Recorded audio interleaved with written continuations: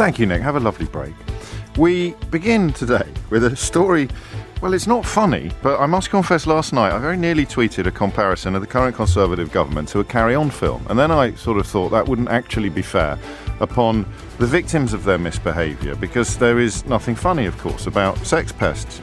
This morning I woke to discover that the latest Conservative, senior Conservative, to be caught up in a sex scandal, on this occasion reportedly groping two men at a private members club, is actually called Mr. Pincher. So the Carry On gag would have landed perhaps even harder than I expected. We'll have a look at what would happen in your place of work if somebody was essentially confessing to this sort of conduct. And spare a thought for the Halifax bank customers who didn't know they were allowed to bank somewhere else. On your radio. This is LBC from Global, leading Britain's conversation with James O'Brien.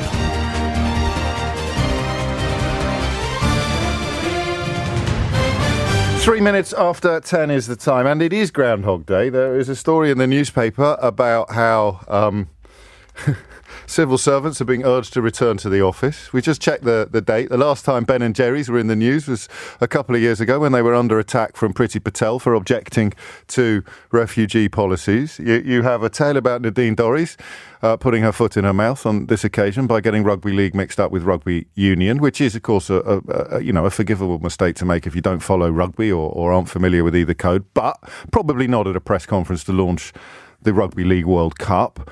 And there's another Tory sex scandal as well. And I've almost certainly forgotten something that would also constitute a fairly considerable platform of evidence that we are indeed looking at Groundhog Day. These stories come around with unerring regularity. Oh, and pronouns. Halifax bank customers, apparently, if you read the Daily Mail, didn't realise that they were always allowed to bank somewhere else. One columnist in particular having an absolute fit of the vapours that Halifax bankers can bank elsewhere. A bit like, imagine going to Sainsbury's every day to do your shop and not knowing you were allowed to go to Tesco.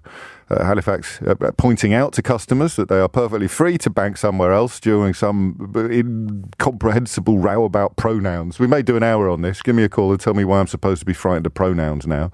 But the point being, of course, that it is apparently news to a certain type of Halifax customer. They quote one in the Daily Mail who is a former Conservative councillor, so I don't know whether it's that type of Halifax customer, who have apparently spent decades unaware of the fact that other banks are available. 5 minutes after 10 is the time. We'll begin with the sex scandal because I think we have to. And it is breathtaking to me that Chris Pincher, Christopher Pincher, Mr. Pincher, call him what you will, and it does have carry-on connotations, of course, his name, but I don't like doing end of peer jokes. I probably shouldn't even have made that allusion in the little talk up before the news, but I genuinely did very nearly tweet something last night about that genre of films, about the Sid James, Kenneth Williams classics. And then, of course, the story dropped shortly afterwards that the latest Conservative MP who's resigned in the midst of a sex scandal is called Pincher. He's called Chris Pincher, and he's resigned for groping two men at a private members club, allegedly. He's definitely resigned after, to quote him, he embarrassed myself and other people, close quotes, at the Carlton Club, the original home, of course, of the Conservative Party. Last night I drank far too much, he wrote in his resignation letter. I apologise to you and to those concerned. I think the right thing to do in the circumstances is for me to resign as Deputy Chief Whip. Now, he got the gig in February. It's now, of course, June when he resigned. It's July today. That doesn't come. Pinch punch, first day of the month, no returns. White rabbits, or whatever it is you're supposed to say. I'm the only one in my house that does that now. Used to be, not that long ago, when the girls were much younger, you'd wake up in the morning, it was a mad race to see who could remember to do it first. Pinch punch, first day of the month. But they're teenagers now, and I'm just this idiot father who sort of does it at the breakfast table and gets a sort of roll of the eyes and the occasional indulgent return. So he appointed him in February, supportedly because Christopher Pincher was instrumental in an operation to rally support for the Prime Minister. But he'd been in trouble before for almost, as far as we can tell, identical behaviour. I don't know whether it's worse. In 2017, he was accused of making a pass at a former Olympic rower, and although he was cleared of wrongdoing by a Conservative Party investigation, he was forced to quit the whip's office over allegations of sexual impropriety. So, some people suggesting Johnson shouldn't have given him another job in the whip's office 5 years later. But if he was cleared of wrongdoing if a Conservative politician was cleared of wrongdoing by a Conservative Party investigation, who here can throw the first stone? Obviously, if I was ever to be accused of anything unsavoury, I would quite like the investigation to be conducted by the James O'Brien programme. James O'Brien has been completely cleared of sexual impropriety by a James O'Brien programme investigation. There's absolutely nothing dodgy about that at all, is there? Keith, with his deerstalker and his magnifying glass, would leave no stone unturned in the search for evidence of impropriety on my part. And I'd come on air, in fact, I'd insist that Holly Harris put it in the headlines. James O'Brien has been cleared of all allegations of sexual impropriety after an investigation by the James O'Brien programme. And that is why he makes his glorious return to air this morning. I think there'd be another by-election. And that's really the question that I'm not going to ask you. I beg your pardon, that's the question I am going to ask you. That was a bit cryptic. Well, you cannot... You tell me why you think he hasn't resigned already. Because just let me posit for you the idea that you were out with colleagues, because that is where the allegation lies, and you groped them. That's not allegedly. This is a theoretical scenario in which you're out with colleagues and one of them gropes two others. Gropes. That is unwanted sexual touching usually, isn't it? Whether it involves pinching bottoms or doing a Donald Trump, perhaps, of course. Well, that's probably more than groping. I don't know where the line is. Groping is sexual assault, isn't it? But I guess partly it's going to depend upon the reaction of the victim. And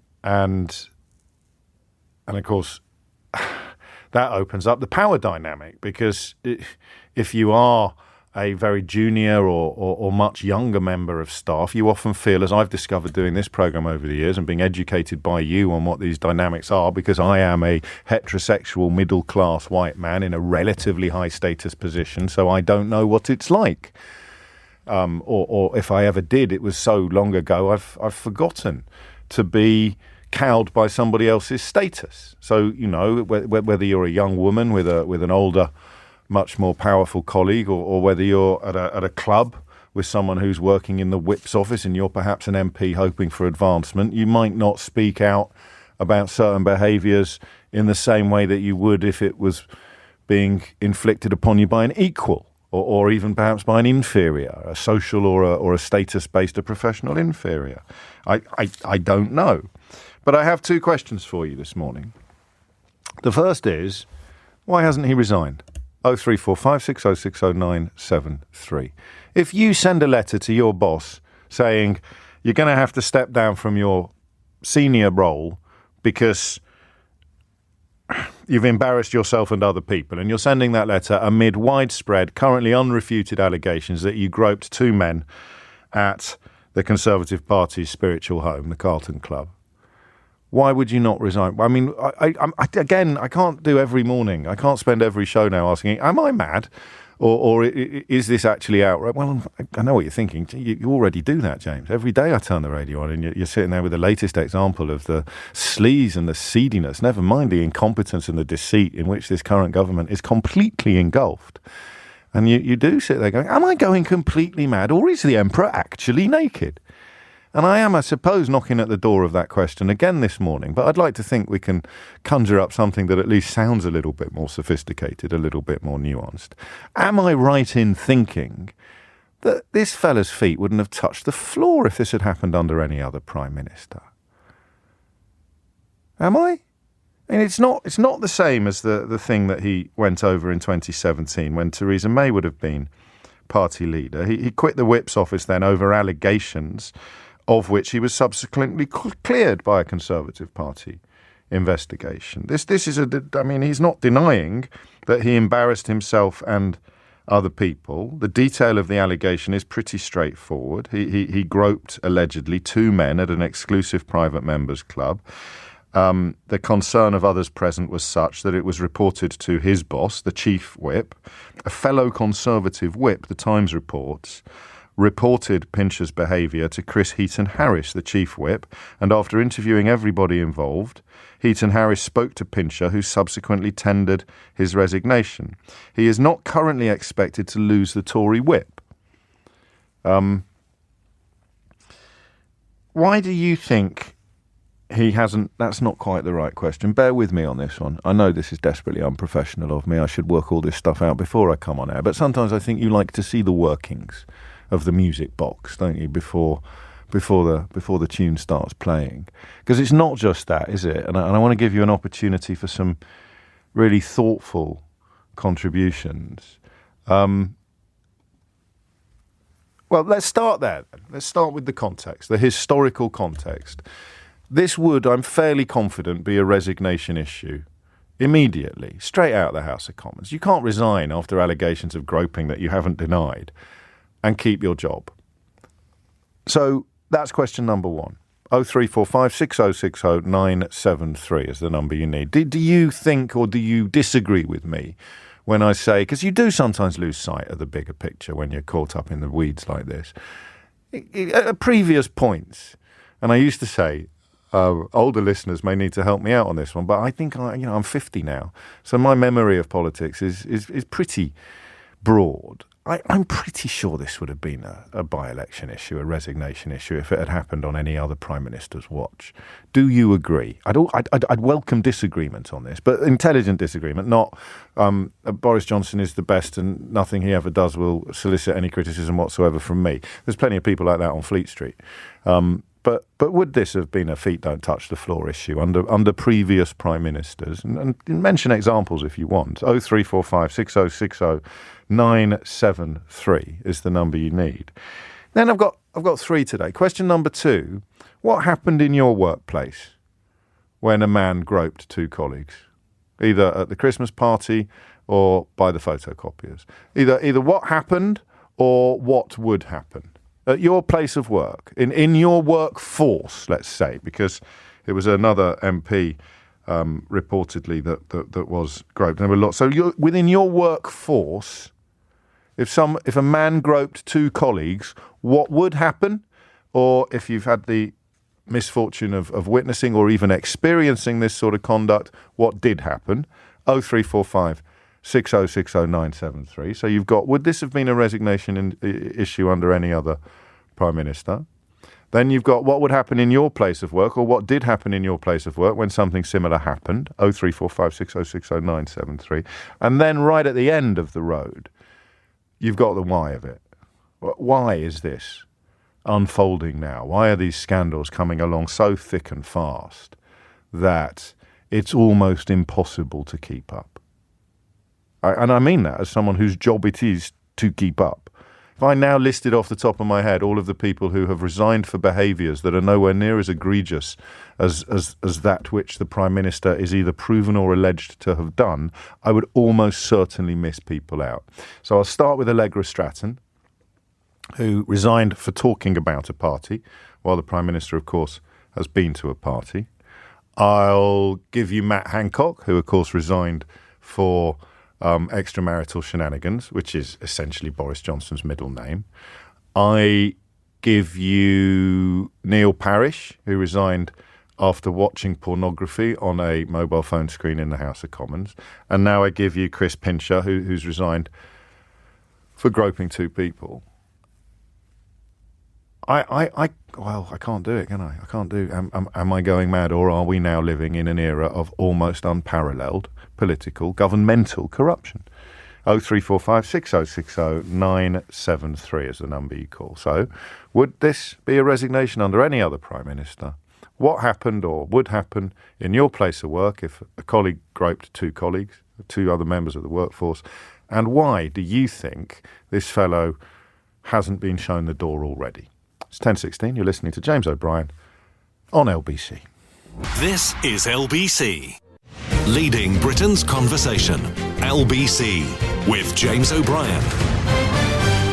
It is 19 minutes after 10. It has happened in my workplace. I'm an asset manager in the city. The man involved, who'd worked there for 10 years, was suspended while the investigation While the incident was investigated, he was subsequently fired. Linking two strands together, someone else was let go after being seen to be sharing lewd videos after WhatsApp. This all took place during some post-work drinks. The Conservative Party MPs are devoid of shame because of Boris Johnson, and many of you are reminding me that Boris Johnson himself has been accused of groping by a well-known journalist who wrote about it in a column in the Sunday Times, although it was subsequently denied by a Downing Street spokesman. I know the journalist involved rather well, and I know, I trust her.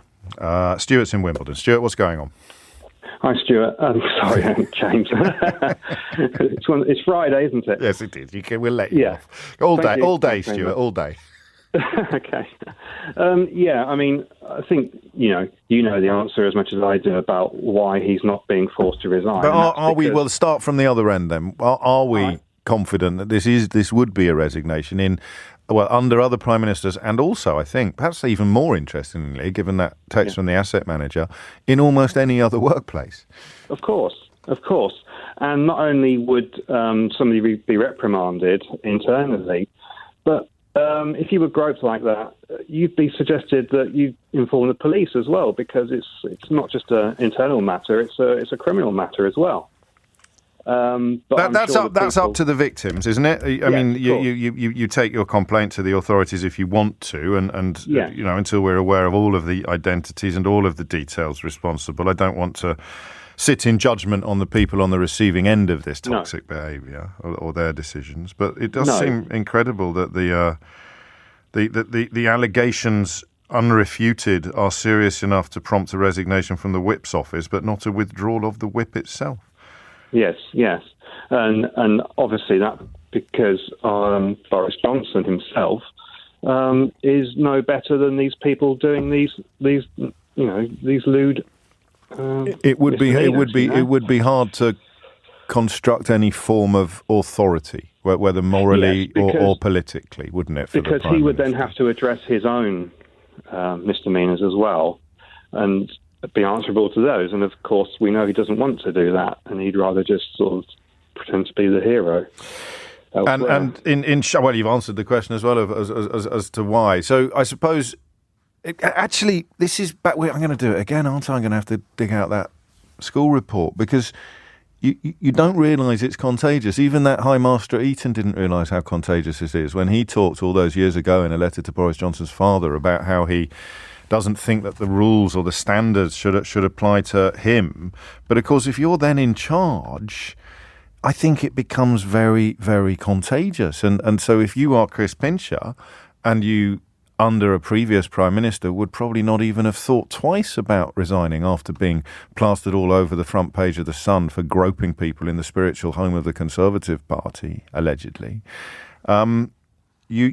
you sort of have a little voice in your head, a bit like the angel and the devil now, that appear on cartoon characters' shoulders. And Boris Johnson is the devil. He's the one to say, well, I never resign over anything, never explain, never apologise, old boy. You can style this one out. So you think, well, all right, I'll resign from the whip's office, but I'm probably going to stick out the rest of it. I'm going to try and hang on to my job as an MP. I think he honestly believes that it is churlish of us not to regard him as an exception, one who should be free of the network of obligation which binds everyone else. And that's what's become contagious now. Chris Pincher clearly thinks that because he is working for a man who is free of the network of obligation which binds everyone else, then he too should be free of the network of obligation which binds everyone else. Nick's in Beckenham. Nick, what would you like to say? Hi there, James. Thanks for taking my call. I wanted to answer your questions Good. that you posed. First of all, I work for a family business, my own family business. Right. If anyone in our family had ever tried to do anything which Chris Pincher had done, textbook case of nominative determinism, we would have been kicked out of the family. Forget kicked out of the business. We would have been kicked out of the family. Really? Because that's how. Well, no. I mean, maybe we could work our way back in, but it would take a hell of a lot for us to be forgiven for doing something like that in the family business. That's the difference between what is the modern Conservative Party, and I'd like to link this to the executive boards of our major companies, our media. there is a culture of what did you just say there? The rule of obligation. Yes. Yeah. The network of obligation which binds everyone else. That network of obligation needs to apply to everyone else, but not to us. The modern Conservative Party, not the one that my granddad explained that he voted for. Yes. The modern Conservative Party has relinquished any obligation, any duty to the rest of the country. They want to do as they please. They want to, exploit the country, exploit the workers of this country with no consequences. This is why they bought the media. The media has been bought out in order to create the culture amongst those who want to live in that world, want to live in a world of, without, consequences for our actions, to thrive, to be reinforced. The scary bit is that the media as it stands isn't craven enough for this brand of conservatism. So former donors and Rupert Murdoch have now set up new media platforms where the Conservative government, Boris Johnson and Jacob Rees-Mogg, will get an even easier ride than they do in established corners of the British media. So where they still give interviews, those rides are apparently not easy enough. So they now can go to somewhere like GBB's and have their tummies tickled. It's quite remarkable when you think about it. It took a while for the penny to drop, because I was sitting there thinking, they're losing money hand over fist, these outfits. Why on earth would anybody want to do this? You'd be better off. The great Francis Ford Coppola has a hotel in Belize, a beautiful hotel in Belize, and he had a great line. I hope it's not apocryphal. He said, if you want to make a small fortune in Belize, he said, turn up with a large fortune and open a hotel. And you sort of think, if you want to make a small fortune in the British media, turn up with a large fortune and start a right-wing television station. So you sit there sniggering about why they're doing it, these sort of Brexity donors and Tory donors. But of course they're doing it to create what looks like a trustworthy media source, but which is just a sort of pound shop version of Fox News. And they will queue up. Rees-Mogg was on one of them this morning. I can't currently tell the difference, but there it is. And so that's it. I mean, yeah. Not long ago, I'd have come for you for that. I'd have said, "Oh, don't be ridiculous. This is honourable. This is an honourable profession. There are some very decent people, and there are. But my goodness me, they're having their strings pulled pretty hard at the moment. If you look at what Noam Chomsky said, we talked about the client media, and when he was interviewed by Andrew Marr, he said, you're saying all these. Andrew Marr says, you're saying all these things about the media. No one tells me whose strings I'm. No one's pulling my strings. Yeah. No one's telling me what to. Which write. Is true. And for the Noam Chomsky said, no, that is the reason you've been hired, because nobody has to pull your strings. They want to hire people who want to also live in the world of no obligation. I'm going to come to Andrew's defence on this, and I almost wish he wasn't a recently arrived colleague, so that my defence of him would be even more authentic, perhaps, than it sounds when I am defending a colleague. But I don't think Chomsky understood, in that relatively well-known exchange, I don't think he understood the unique status of the BBC during that exchange. I genuinely don't. And certainly in the years since that encounter, the idea that if you don't actually hold these people's feet to the fire, they'll never come and talk to you again, and therefore you have to remain conscious of access, has become more true. But admirer though I am of much of Noam Chomsky's work, I think he betrayed a slight ignorance of how the BBC operates, or certainly used to operate, when he levelled that accusation at Andrew. And for the record, Andrew Marr does not need me to defend him from any accusations or allegations, but it would have obviously been wrong of me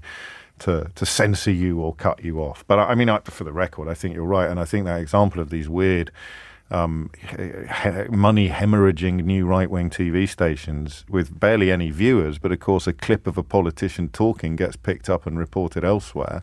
So if you can guarantee to a Prime Minister or a Minister for Brexit Opportunities that, I know the interviews you currently give are chosen according to who's going to tickle your tummy most gently, but imagine if we guaranteed it would be an even more gentle tummy tickle than the ones that you're used to when you appear on X, Y or Z programs, or when you're interviewed by A, B or C. We guarantee if you come here and do an interview, we will tickle your tummy so gently you won't even know we were there. And the Brexit Opportunities Minister enjoying that experience, I think. I didn't have the sound on, to be honest with you, but in the in the background in our office this morning. It's coming out to 10:30. Would it definitely be a resignation issue under any other Prime Minister? Perhaps even more importantly, what would happen in your place of work if someone was essentially stepping down from a senior position after being accused of groping two colleagues but expecting to stay on the payroll? And why? Why have we ended up in a place where actions at the top of government appear to have no consequences anymore? Because they certainly used to. And at this point, it is traditional to remind you that Diane Abbott once got absolutely crucified for drinking a mojito on a train. James O'Brien on LBC. Call 0345 6060 973. 10:32 is the time. Would a MP accused of groping two colleagues who's resigned from a senior position as a consequence of those allegations have been drummed out of the House of Commons or drummed out of the parliamentary party under any other leader or Prime Minister than Boris Johnson? 0345 6060 973. What would happen or did happen in your workplace when similar allegations were made or behaviours were executed, and why have we ended up in a place where even actions such as this apparently have minimal consequences? 0345 6060 973 is the number that you need. Alfie's in Brighton. Alfie, what would you like to say? Hi, James. Hello. Just want to say thank you very much for taking my call. First time caller. Welcome. And really love your show. Top man, thank you. Perfect. So I work in HR, and there's a standard practice that we always follow. One of the practices that if somebody is accused of sexual harassment, then what we do is they'll be suspended, full pay. Upon the conclusion of the investigation, they'll be dismissed or get a disciplinary. These are the standard practice I would follow going into any company. And it's kind of worrying that Parliament kind of don't have a HR process or any policy in place just for these kinds of incidents. I mean, I'm not in HR and I'm old compared to you, I sense from your voice. And I often talk about how hard people find it to accept that the world is turning. Today, I think we're all supposed to be terrified of pronouns on a bank teller's badge or something. I'm going to get across that story a little later in the programme. But to you, it's clear, right? There is no grey area here. If you're accused of this sort of behaviour, let alone if you've actually resigned from a management position but hope to stay on the payroll after these allegations have been made, you're not allowed back in the office until the investigation is complete. 100%. And it's something that we studied as well when I was doing the courses. Tell me more. So it's something that we studied. So it's like a best practice. So you have to actually conduct the investigation. You've got to make a fair conclusion. And once you've done the conclusion, you go through the disciplinary process. And then you write a policy around that as well. So the fact that there isn't a process in place really worries me. Yeah. It kind of goes back to the whole Parliament situation where with lockdown, where we wrote a policy, advising our employees if they went out during lockdown, then they'd get disciplinary if they broke any of the rules. And Parliament breaking the rules again with no policy. I feel guilty because I've dismissed somebody for breaking the rules, and it was in our policy because of that. So you shouldn't feel guilty. You shouldn't feel guilt. Oh, you mean just you have sort of a sense of sympathy, as it were. That's right, yeah. So it's really frustrating to see that, that we've been all taught this as a best practice. All of my HR peers would follow the same sort of process, but there's nothing in Parliament just to say this is right and this is wrong. Yeah. I feel a bit like this every day. I don't know whether you listen every day. You're probably too busy HRing. But my energy levels on Fridays, Alfie, I don't know whether I get any sympathy for this in your world of human resources and personnel management. But my energy levels on Friday are historically a little bit lower than they are on Mondays. I'm ready for the weekend, in other words. But I do find myself sitting here with a curious sense of, I don't know quite what the word is, almost numbness now, where you're looking at this sort of behaviour and you are supremely unsurprised by the lack of proper consequence. And yet you are shocked because you're comparing it to your world and to your professional qualifications and training. And you're saying, I do not understand how this can happen, let alone how this can happen in a workplace that is in many ways the pinnacle of the country, or at least should be a shining example of where other policies and other workplaces should follow.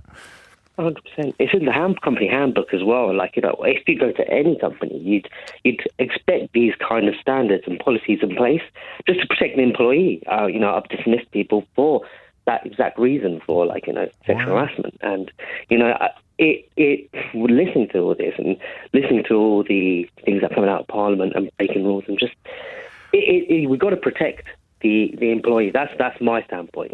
Protect the employee and protect the company. And the Parliament are protecting the employees, or the wider public, or the actual Parliament itself, the whole government itself. Just finally, and this may not be covered by your training or handbooks, the fact that he considers his conduct to be sufficient to resign from the whip's office, but not from Parliament. How do you process that? If you say, I've decided, it's essentially saying I've investigated myself and I've decided that this is a suitable punishment. Unfortunately, it's the company's decision. Well, if it was my company, what I would have done is we would have a policy in place and say, yes, you've resigned from your post and you want to go to a different position. However, the company standpoint is you've breached our policy, which means it will be a disciplinary, which will normally lead into a dismissal. So I'm really grateful to you because you've done it entirely unpolitically. You've done it entirely from the perspective of a trained HR professional, and I think your let's just say surprise and concern is palpable. 0345 6060 3 questions. Number one, how would this have been? Because you forget, don't you, sometimes, what the world was like before. I presume this is how the terrible stuff happens. You don't go from A to Z. If you went from A to Z straight away, there'd be crowds on the street. There'd be a revolution. If you went straight to Z, there's no way the people would put up with it. But if you go from A to B and B to C and C to D and D to E, don't worry, I'm not going all the way to Z. But you take my point. If you do it in steps, then by the time you get to Z, a lot of people haven't noticed. They've forgotten what A looked like. They've forgotten what X looked like, never mind A. And I wonder where we are now. Yesterday we made a quick list, didn't we, of things that have been turned into enemies by this government. And it's an astonishing list. But if they'd done it all in one go, there's no way we would have put up with it. So if you look at the Brexit Boris Johnson cabal and Paul Dacre's Daily Mail, and you make a list of things that have been turned into enemies, things which the British public, the British electorate, has been encouraged, even perhaps ordered, to treat as threats and enemies, you now have on that list the Church of England, because they dared to criticise the Rwanda policy, Prince Charles or the whole royal family, because they dared to criticise the Rwanda policy. And, of course, Boris Johnson thought nothing of sending Boris Johnson to Balmoral to mislead the Queen herself about the proroguing of Parliament. So you've got the Church of England, you've got the royal family, you've got High Court judges, whether they're being described as enemies of the people on the front page of the Daily Mail or whether they're being maligned in terms by people like Priti Patel and Boris Johnson. You've got lawyers. God, they get an even harder time of it than judges for doing their job. It's not lefty lawyers that decide whether or not something is legal or illegal. It's the actual law, which leads us to enemy number 5, the actual law. Don't like the law because we keep breaking it, therefore we'll change it. So that gives us the Church of England, the royal family, judges, lawyers, and the law. Then we come to universities, under attack for all sorts of reasons from this government, not least an English government discouraging and in some cases causing the suspension of the teaching of English literature. This from people who tell you that the fictional possibility of a statue being graffitied is a threat to your culture and to your values. But when an English government introduces policies that discourage English universities from teaching English literature, that's absolutely fine and everybody stays silent. You've got academia, and then that Daily Mail front page are Remainer universities. Right? Then you've got the BBC, which is, whether you like it or not, and a lot of people on both sides of the political fence do not like it, it is historically very fair. It has, unfortunately, in recent years, bent in the other direction, because when the Daily Mail under Paul Dacre came out and said the BBC had done a good job during Brexit, anybody with a finely tuned antennae for truth should have heard alarm bells ringing. Hang on a minute. If they like it, then clearly the BBC is doing something wrong. What was the BBC doing wrong? Answer: inviting people like Andrea Leadsom onto a programme to talk about the World Trade Organisation and contradict what someone like Pascal Lamy, the former Director General of the World Trade Organisation, had to say about the World Trade Organisation. Yeah. And I was there, so I know that happened. And it's just one example of how ridiculous it is. So what have we got now? We've got the Church of England. We've got the royal family. We've got judges. We've got lawyers. We've got the actual law. We've got academia or universities. We've got the BBC. There's one that we forgot yesterday. We've got the Bank of England. The actual Bank of England, routinely coming in for criticism from galaxy brains like Jacob Rees-Mogg. Governor of the Bank of England yesterday warned that we are set to become the worst performing economy in the developed world. The last fella correctly predicted the economic carnage that would be affected by Brexit. What happened to him? He got a target painted on his back by the Boris Johnson Daily Mail Brexit cabal. So we're up to 8 now. Channel 4. Another news organisation that is not owned by Tory supporting or Brexit backing billionaires. So down with that sort of thing. That's on the list. So what have we got now? We've got the Church of England, we've got the royal family, we've got judges, we've got lawyers, we've got the law, we've got academia, we've got the BBC, we've got the Bank of England, and we've got Channel 4. What's left? No, it's not me. That was me yesterday being a bit too cocky. There's another one, isn't there? What's the 10th one? There's another one that we had yesterday because we missed off the Bank of England yesterday. So there's another one that should be there. The things that have been turned into enemies by the Boris Johnson Daily Mail Brexit cabal. The Church of England, the royal family, judges, lawyers, the law, academia, the BBC, Channel 4, the Bank of England. One more? Anybody? It'll come to me in a minute, but my goodness me, that's 9. We hit the top 10. Standards, ministerial standards. No, that doesn't work because the public aren't really being encouraged to turn upon ministerial standards. If anyone was paying more attention to what I said yesterday, drop me a quick text and remind me what was 10th on the list of things. I mean, we could just run through all the public sector workers, couldn't we? Doctors, railway workers, nurses, firefighters. Incredible. And on it goes. William's in Beckenham. William, what would you like to say? Hello, James. Hello, William. Pleased to speak to you. Yes, I would like to say that what the discussion is about is all about effect, and we're not talking about causes. And I would like to get back to first principles. Good idea. And start the discussion, or encourage you to start the discussion on first causes. The principles of the first cause. So you must excuse me, I'm 97 and... Don't worry, William, at all. It's absolute. You take all the time you want. So you mean rather than asking these fevered questions about how bad things are and whether they've ever been this bad before, work on the principle that they are bloody awful and try and work back to the roots of it? Well, exactly. But... history tells us a lot. It tells us that systems fail because they don't get back to first principles and discuss the reasons for the cause. Now, I'm suggesting that we have democracy, but our democracy needs refurbishing, needs great phrase. polishing up, examining. Well, it's strong. It's strong. While it is consensual, when you have people in positions of power who ride roughshod over the institutions, the conventions, the obligations that bind us, it's quite a fragile phenomenon, democracy, isn't it, I think? Of course it is. And when we confront the situation as we are today, yes,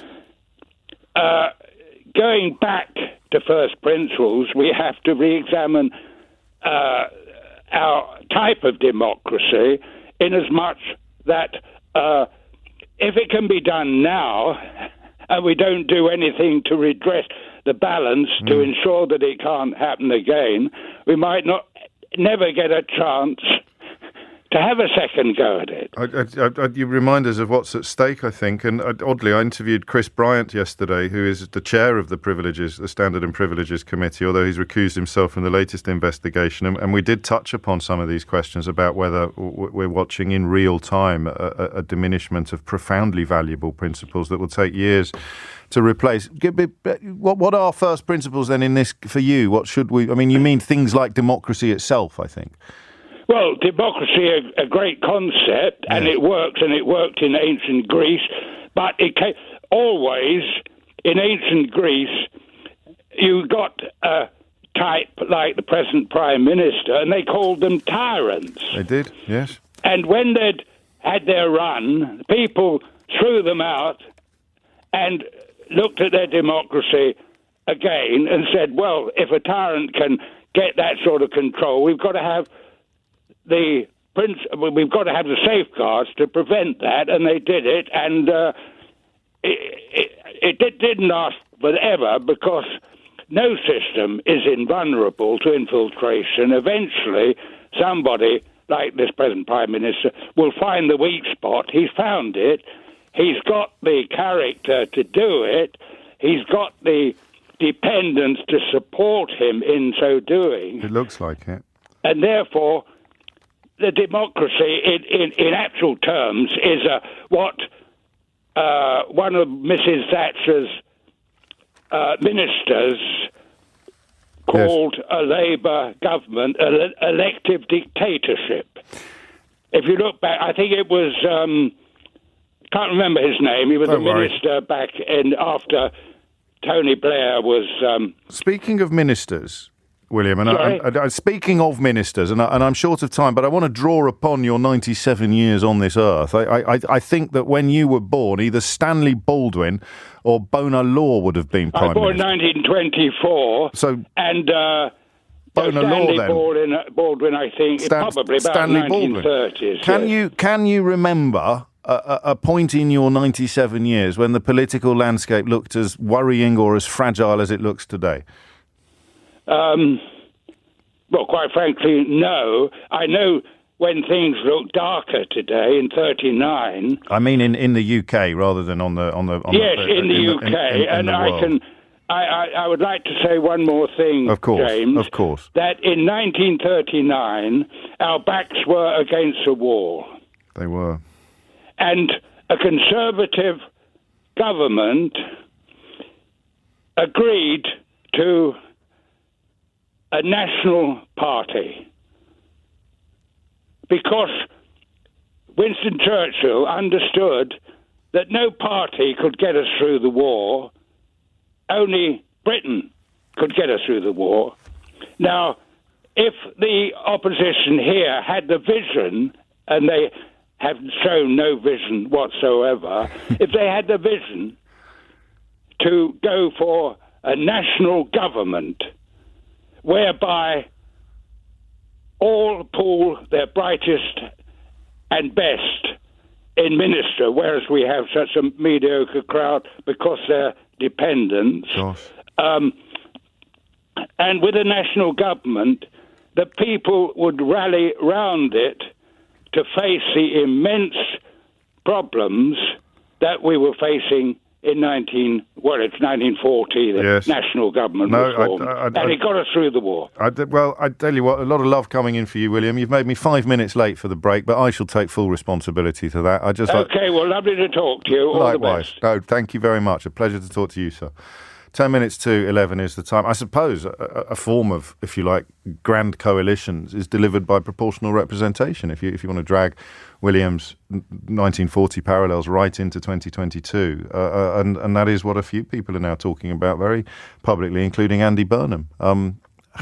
Gosh, 10:50. Imagine that, Stanley Baldwin Prime Minister, and pretty clear, I think, that things have never been worse in the context of what we do to ourselves, rather than the tides and the movements that may be unfolding in the world in general, in terms of, if you like, self-inflicted British politics. 97 years, and this is the worst he's ever seen. 10 to 11 is the time. Leading Britain's conversation, LBC, with James O'Brien. 10:54 is the time. I shall take William's words to heart, actually, starting next week. How do we dig down further into the first principles, the things that need defending? I think, oddly, that infamous school report that talks about the network of obligation which binds everyone else, the thing that Johnson hated even in his school days, is probably the first principle, if you like. But we need to work out what it is. We need to understand what it is. Things like standards. I think select committees were the 10th thing on the list, weren't they? because yesterday's Telegraph had the front page accusing a select committee investigating Boris Johnson's whether he knowingly lied to Parliament. It has 4 Tory MPs on it out of a total of 7. You don't need to be Carol Vorderman or Rachel Riley to work out that's a majority of Conservative MPs, but the Downing Street spin operation let it be known that they considered it a kangaroo court yesterday on the front of the Telegraph. So I'll run through those 10 things that have been turned into targets by the current government and wonder what might be next in the next hour of the programme, because I want to do a little more on the MP who has resigned as a whip after being accused of groping 2 men after getting drunk. Number 10 reportedly received several complaints about this. At least one of the alleged victims of his unwanted advances is said to be a fellow Conservative MP. The Daily Mail reports the incident is said to have taken place within sight of other horrified members of the Carlton Club, where annual fees are more than £1,600 a year. Just run through some of the other stories. David Warburton had the Conservative whip withdrawn following the emergence of allegations of sexual harassment and cocaine use. Neil Parish resigned his Tiverton and Hoverton seat. This was both in April, after watching pornography in the House of Commons.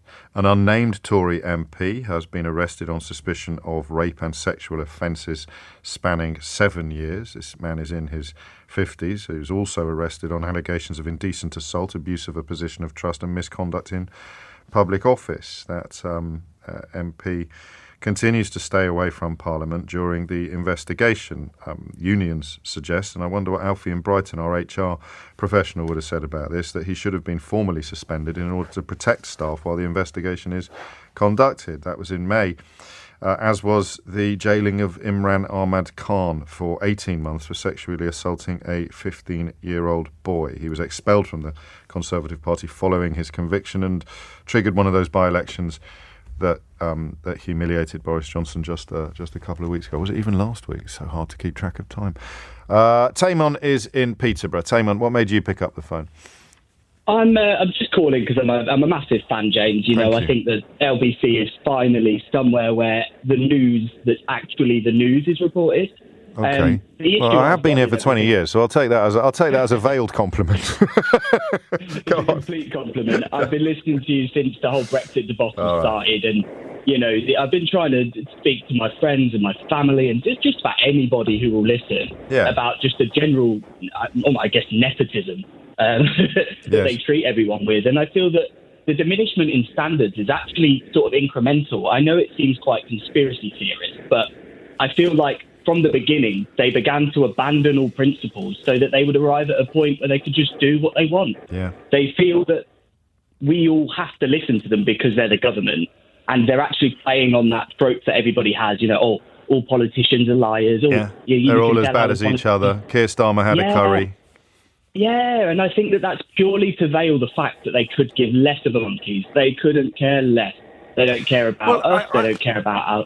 I'm going to disagree with you up to a point in that, and again, this is something else that I discussed with Chris Bryant yesterday. There are people in the Conservative Party and even in the government who, Chris, I think, called them the pearl clutchers, the people who in private will express shock and horror at what is going on, but who continue to go through the lobby. Now, I take their shock and horror in good faith. I think they must hate what is happening, and why they're not standing up and shouting about it, or more of them or not, is between them and their consciences. So it's not a plan that's been undertaken by the whole party or the whole government.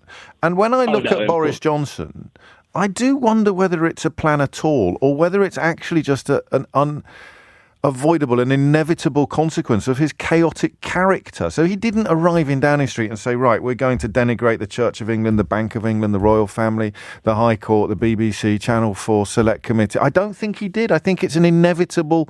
The people there to defend him end up having to attack all the institutions. So that's why earlier this week I reluctantly used the phrase accidental fascism. No, and I find myself agreeing with you every day, James. But, I think when I say almost like a plan, I don't mean it like a conscious decision to deliberately abandon all principles that any self-serving individual would. But I think it's more a case where, because they don't actually have that level of standard, I'm talking the cabinet personally, I'm talking the British itself, the Boris Johnsons. I'm talking. I would go as far as to say that because that doesn't cross their mind, the fact that it crosses other people's minds is almost alien. So when I say they've incrementally built their way here, it's each individual hurdle that they've gone, well, that's not an issue. Like Rees-Mogg saying that it was fluff with Partygate. Of course it's fluff because he doesn't care. Yes. And of course it's fluff because none of them care. And frankly, none of them could care less whether we care. As long as they're in power and as long as they can continue to, reap the rewards of the discontent that they sow, they're always going to be on the beneficiary end of everything that they put out there. So junior doctors, I'm an aspiring lawyer myself. I decided to abandon all hopes of criminal law quite early on. Yes. And I mean, you can see today's paradigm as a reason why. Why would I want to get into that, I hear you. And that is, this is the damage that William was referring to, the stuff that actually, when you add it all up, it's the 1,000 cuts, the death by 1,000 cuts. Young, talented people who were drawn to criminal law for good reason being forced away from it by essentially government policy plus circumstances. I think there's probably a conversation to be had next week about this. Again, this tension between a master plan and a sort of accidental fascism. And we've started using the F word now because that list, you tell me those are not baby steps towards something really ugly. When I make that list of 10 targets that have been painted upon the back of British institutions by the government. It's nuts, right? It's also 11 o'clock. This is LBC from Global, leading Britain's conversation with James O'Brien.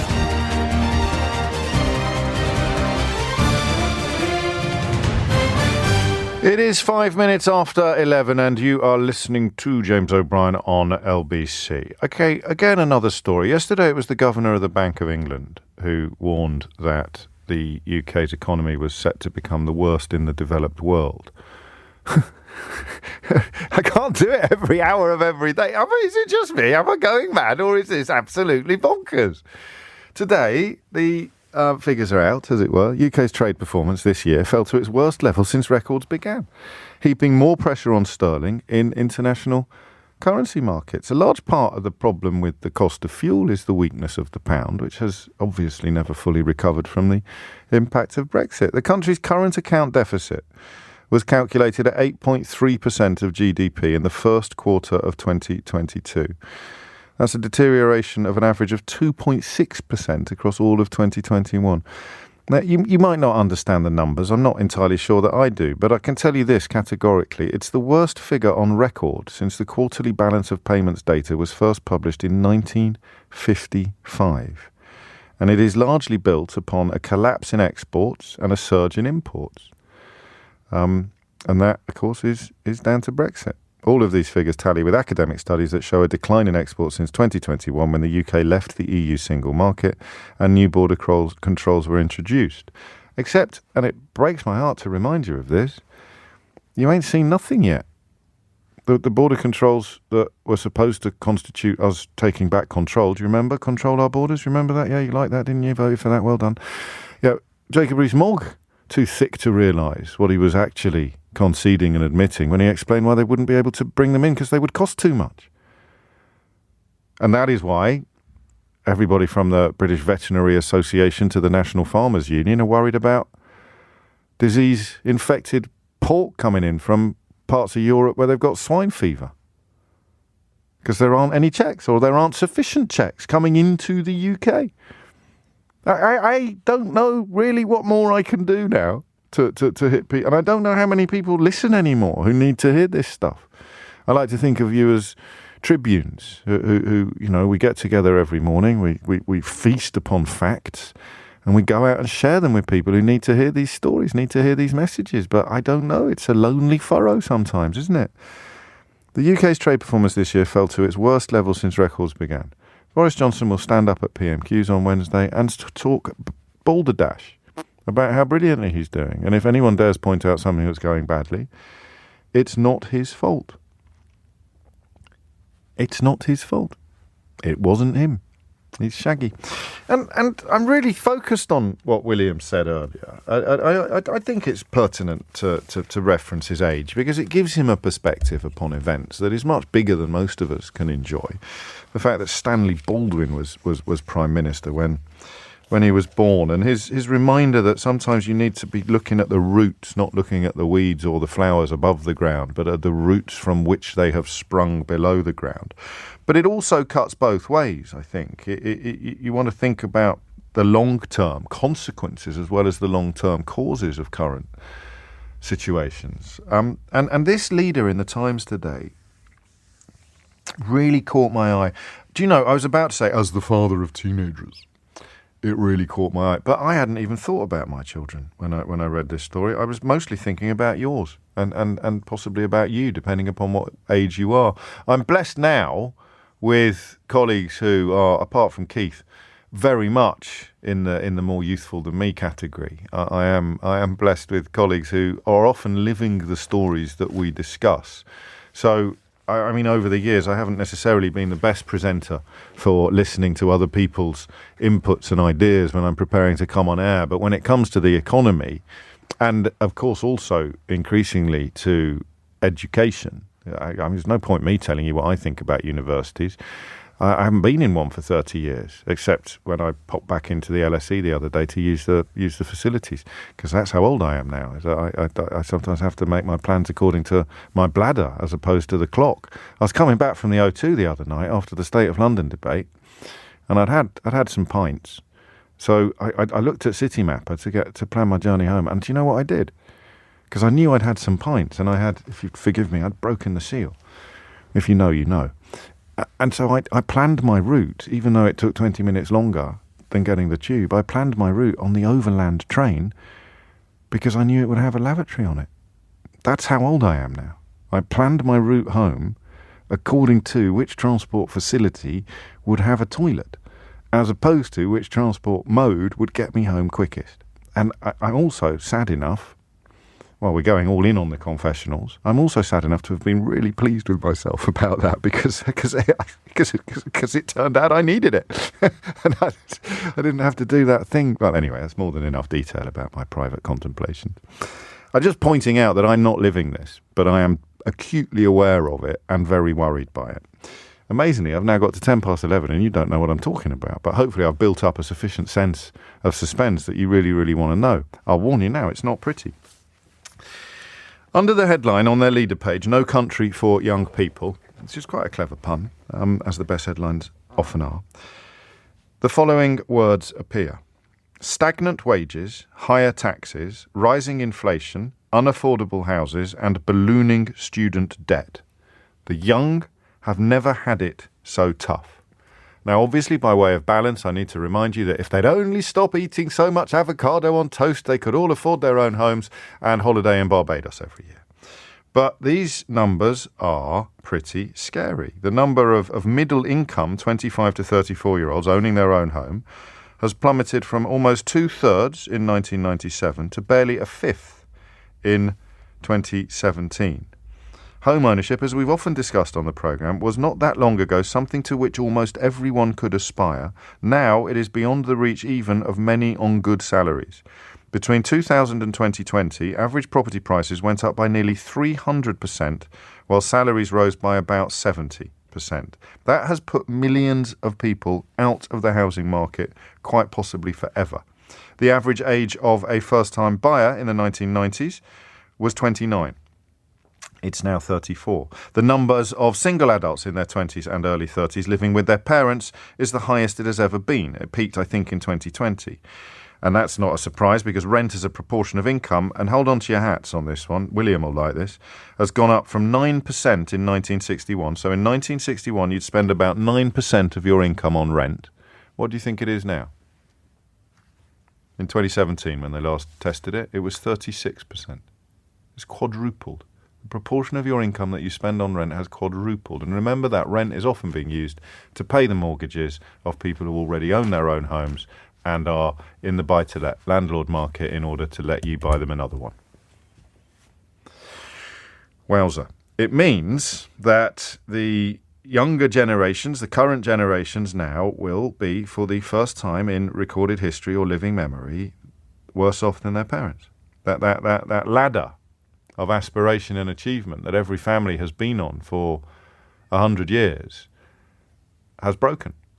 You will probably not do better than your mum and dad in the context of these metrics. And obviously they're not the only metrics, but they are contributors to every metric. Happiness, contentment, security, all of these things matter. Money buys you choices. Can't buy you love, and it can't buy you happiness necessarily, but it can buy you time and space and choices. And time and space and choices, if you use them correctly, can buy you all those things. Love and happiness, contentment and security, peace of mind. And the tax system is punishing you too, all on income. Wealth is spared, so the more assets you've got, the more wealth you've got, the harder you're going to be hit by tax. An extra 2 million people are going to be pulled into the top rate tax bracket due to inflation and fiscal drag. That makes it even harder for young people to accumulate capital. You have rising inflation, about which they can do little, but massive student debt as well, which is a consequence of government policy, successive government policy. And as you know, pensioners are getting a huge increase next year when workers probably won't be, unless they're lucky enough to have a strong union. And even then, it's no guarantee. And I don't have anything clever to say.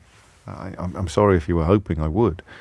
That'd be a triumph of hope over experience, I suspect.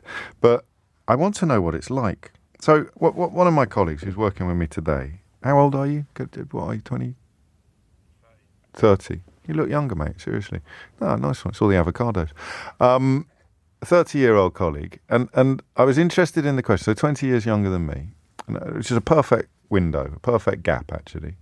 Because I'm interested in whether you realise this, if you're in that cohort. Let's say 20 to 35 now.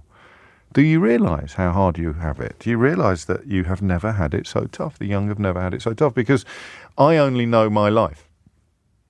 If I didn't do this for a living, I wouldn't be concentrating on this stuff. I wouldn't be stupid enough to think that, oh, if only you didn't go on so many holidays and spend all your money on iPods. All right, it makes me sound a bit old. If only you didn't go on so many holidays and spend all your money on Netflix, then you'd be able to afford a house. I'll never be that crass. But I wouldn't fully appreciate this if it wasn't my job to keep an eye on things and if I wasn't lucky enough to work with colleagues in their 20s and 30s. And I said to him, do you realise this? Or is it just the only world you've ever known? And he looked at me with eyes much older than his 30 years. And he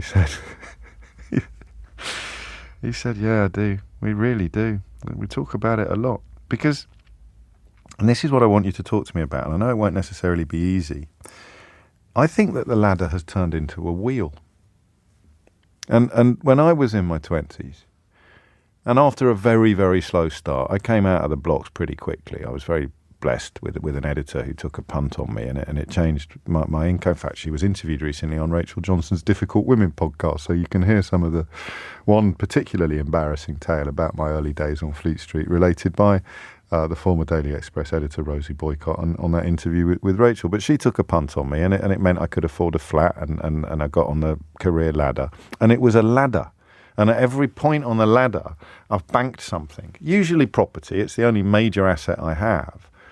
But it has been an accumulation of security, financial security. No, I'm nowhere near over the line. I've never inherited anything, and I don't want to because I want Mum to live to be 212. But even if and when I do, it's not going to be a life-changing sum of money. We are a modest family, and I realise since he died that Dad spent way too much money on my school fees than he should have done. He should have kept it.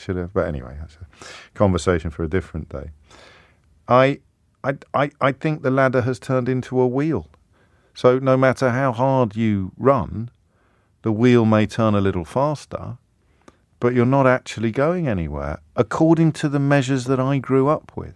Because this combination of stagnant wages, higher taxes, rising inflation, unaffordable houses and ballooning student debt means that that's not a rung in front of you, that's a 360-degree circle. And you can run towards it all you like, but you're not going to actually move an inch. I hope I'm wrong. I think the numbers suggest that I'm not. And I want to know what it's like. And I really do want to know what it's like, because it is of absolutely unparalleled interest and importance. This is the stuff upon which societies crumble or are built. The security of a population. And we're so, I don't know what the word is, gerontophilic in this country? We're so obsessed with the old in this country. We're so... and you can see why when you get a caller like William and you just want to sit there listening to the pearls of wisdom drop from his lips. But we don't really look after our young people. I'm not sure we ever did. Giving them a hard time over pronouns when they're facing the worst economic circumstances of any generation since the Second World War. Oh, no, they're not. We had it much tougher in my day. You could buy a house for 3 times your salary in the 50s. And could you imagine that? What would you get for 3 times your salary now? If you're on an average salary and living in London, 75 grand. What are you going to get for that? So, 18 minutes after 11. Sorry for laying it on so thick, but, I want to hear from you. What's it like? How conscious are you of the... How conscious are you of the fact that the young have never had it so tough? And what does it mean in your life? It's a weird one, this, for a phone-in. Don't let me down. 0345 6060 973 is the number you need. It's a really important question. How conscious are you as a young person? And we'll say 20 to 35. You can have a little bit of wiggle room about the top or the bottom of those margins. How conscious are you that you, the young, have never had it so tough? And what does it mean? What differences will it make in your life compared, for example, to mine? How will my 30-year-old colleague's life be different from mine in terms of priorities and choices and decisions and all of those things? Apparently in the early 70s you could get a house for 1.5 times your salary, one of my texters has just told me. So that would be about 40 grand in London in 2022. 19 minutes after 11 is the time. Leading Britain's conversation, LBC, with James O'Brien. 21 minutes after 11 is the time, and it's the 1, 2, 3, 4, 5, isn't it? It's the amount of problems that you're facing, coupled with, and this is something else you might want to talk to me about, coupled with the experience of constantly being denigrated and poo-pooed by older people who would refuse to admit and possibly never understand that they had it way better than you did. I hope I'm not in that category. I'm confident I'm not in that category. Rebecca is in Leeds. Rebecca, what made you pick up the phone? Hi. Well, just everything that you were saying really kind of just resonated with my partner's life at the moment. Like, I'm 30, my partner's 34. We've both got PhDs, right. But we can't afford to really start our life. Like, we'd like to start having children and, buying a house and putting down tracks, but we just can't afford to. Like, I don't think we've even been on holiday for like 5 years. I mean, I know that's a real first world problem, but not really. Not in terms of reasonable expectations after what you could describe as doing everything right or playing your part in the social contract. I don't think a holiday is too much to expect or hope for. I mean, that's the thing, I think, is that you go to school and you're told, work really hard and get the good grades and go to uni and do all of this stuff. And it's not even just the fact that, I know that it's a complete luxury to be able to study and to do a PhD and stuff like that. See, people didn't talk like this in my day. God, I think that's the first time I've ever used the phrase "in my day" unchecked. That's a moment, isn't it? Oh Lord, we'll probably have to get a plaque made for that. People, I never thought of my education in the way that you did. I didn't go on to PhD level, but I never would have thought of it as a luxury or a privilege. I would have thought of it as not even from a personal level. I would have thought of it as good for society, not just good for me, but good for society. Oh, the amount of criticism we've both faced for doing this, and sort of the idea that we've kind of brought our situations on ourselves by, indulging ourselves in higher education. But we did it because we thought it was the way to, move on with our careers. Of course you did. I'm surprised to hear that. And that's from family members, is it? Older family members suggesting that. And what do they think you should have done instead, or do they not think that far into reality? They don't think that far into it. That must be awful for you. I'm sorry to hear that. It's okay. I mean, I think it was a lot of Brexit stuff as well. Like, I was upset because did my PhD in history, so I was upset with the idea of like heritage stuff being, funding cuts and all of that stuff. And I just kind of got ridiculed for feeling that way. Well, you know how I feel about people who drag Brexit into everything, Rebecca. It's time you all got over it. Seriously, I can't believe it. But looking at the all of the things we just listed, very rarely for me, Brexit would have made almost everything there worse. Stagnant wages, higher taxes, rising inflation, ballooning student debt, the weakness of the pound, of course, contributes to a lot of this, unaffordable housing, and the generation essentially criticising you for not having it as easy as they had it, voted in large numbers to not everybody, obviously, voted in large numbers to make things even harder. The phrase you said that touched me was that you're waiting for your lives to start. Yeah, but that's how it feels, because we're not in a position to, have children yet, or, put down tracks anywhere, and we're effectively priced out of where we grew up, so we can't buy houses there. But it's just like the little things, like, not having to worry about food bills and, heating. And like last winter, we slept the whole winter in our living room because we didn't want to put the heating on in the rest of the house. And it's just stuff like that where you think, I thought by my 30s I'd have this sorted, have this down. Yeah. And and you're both in work, are you?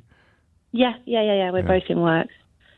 When old people ring in to talk about those heating-based choices, it prompts an avalanche of sympathy and concern, and yet I sense when someone in their 30s does it, it won't feel the same, and I don't know why, because you're clearly telling us the truth, you're clearly speaking from experience, and yet for people my age, there's and I'm not describing myself, but I'm having a form of empathy towards people who do think like this, because I'm explaining them, not excusing them. They can't quite believe the scale of change between when I was 30 and when you're 30. I can't quite get my head around it.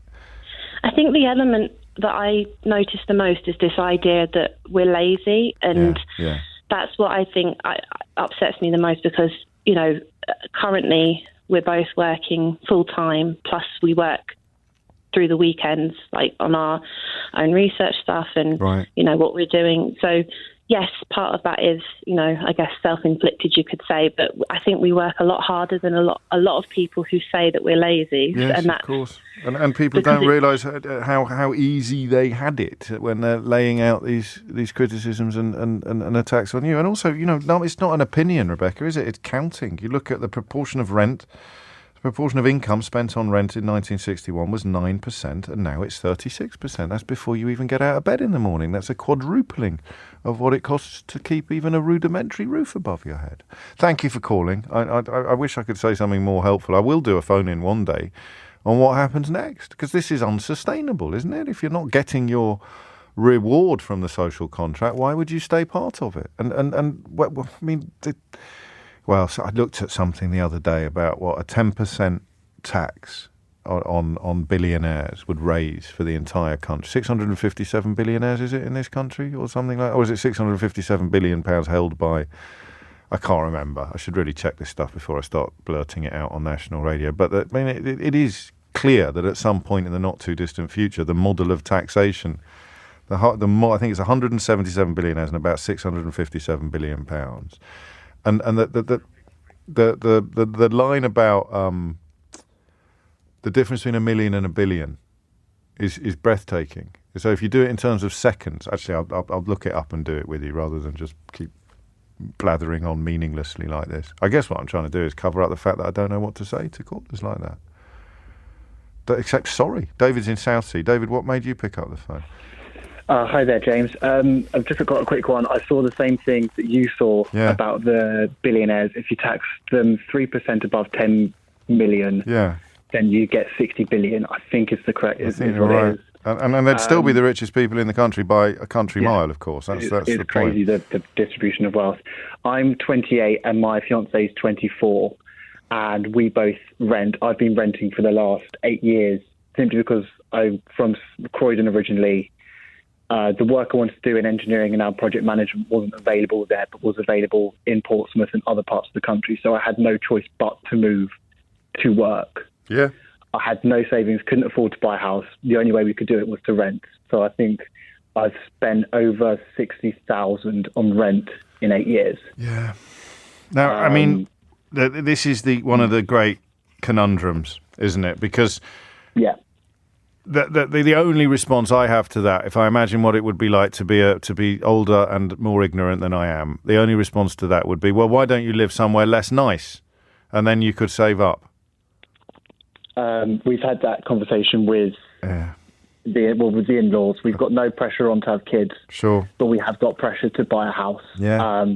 The only way we actually can even look at potentially buying a house is literally getting some sort of temporary housing thing that we can put on their land, because they haven't got the money, but they've got the land to give us. So we are fortunate in that position, but it's still that's a head start in some ways. Ideal situation, and that's the point. You're working very hard. You know, everybody values their home comforts, and if you're working very hard, and even if you're paying a lot of money in rent, you sort of.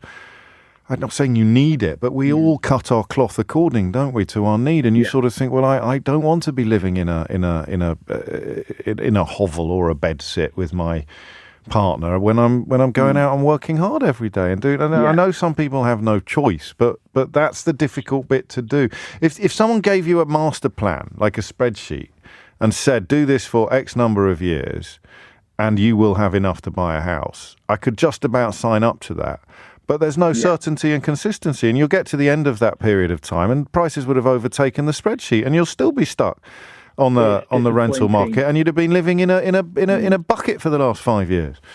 It's disappointing how far goalposts are being moved. That's the point I'm trying to make. How hard we're working. Yes.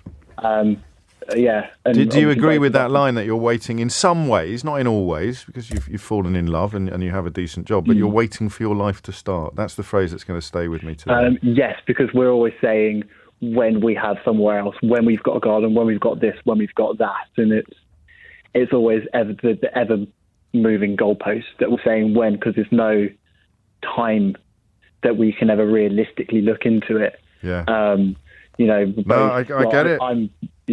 And I hate it. Sorry, mate, go on. Working towards a degree as well. My partner's got a degree. You know, she's got a really well-paying job. I've got a decent-paying job, which will be improved upon qualifying even further. And we're both like, oh, well, in the future, when we've got this and when we've got that, and it's working towards something that is...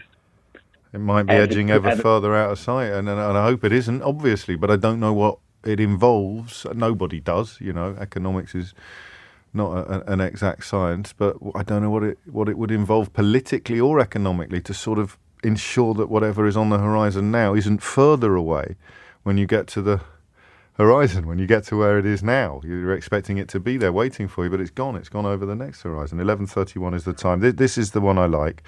The difference between a million and a billion is so important when you're discussing taxation. And 11 seconds is a million, right?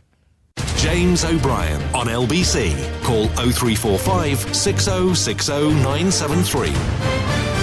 It is 11:34. You're listening to James O'Brien on LBC. And I just in the final hour of the programme, we sometimes do something a little more light-hearted on Fridays, but I'm pretty sure one of these might not turn out to be light-hearted at all if we do it. The Daily Mail is having a fit of the vapours about Halifax Bank reminding its customers that they don't have to bank at the Halifax Bank. That they are introducing the option, I stress that word, option, for staff to have their pronouns displayed upon their name badges. So that would be, in my case, he, him. In these days of fluidity, many people identify differently from the traditional binary depictions. But it's an option, so they've given them the choice, which has apparently upset Daily Mail readers so much that they have complained about the staff being given the choice to have pronouns on their name badge, to which a social media manager at the Halifax, who may have got into trouble for this, but I kind of hope not, simply reminded them that it's not compulsory to bank at the Halifax. You can bank wherever you want in this country if you've got, sufficient funds or whatever the criteria may be. And for reasons that I genuinely can't understand, and I'm pretty confident the people encouraging you to get really upset about this can't understand either. In this case, Richard Littlejohn, that great champion of not working from home, who files his columns insisting that everybody in England works from the office from his home in Florida. He's furious about this. And I want you to tell me what's happened to... Why is... What? That's news now. So Halifax introduces the choice